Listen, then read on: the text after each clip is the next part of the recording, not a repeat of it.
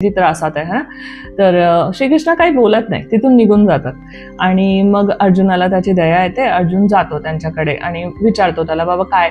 तर तो त्याचं सांगतो की हे ते, त्यामुळे मी भीक मागतोय. तर अर्जुनाला वाईट वाटतं.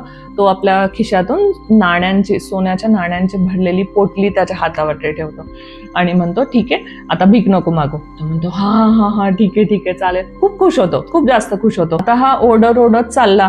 मग अर्जुन आणि श्रीकृष्ण पण निघून जातात. हा जाता जाता ओरडतच चाललेला, मी आता हे करणार आहे, मी आता घर बनवणार आहे, मी स्वतःसाठी हे करणार, ते करणार आहे. हे चोर लोक ऐकतात. चोर लोक त्याला खूप जास्त मारतात आणि त्याच्या त्या सोन्याच्या नाण्याची पोटली घेतात आणि पळून जातात. आता त्याला खूप वाईट वाटतं, पण काय करणार आता. दुसऱ्या दिवशी परत श्रीकृष्ण आणि अर्जुन चाललेले असतात. परत त्यांना तो दिसतो.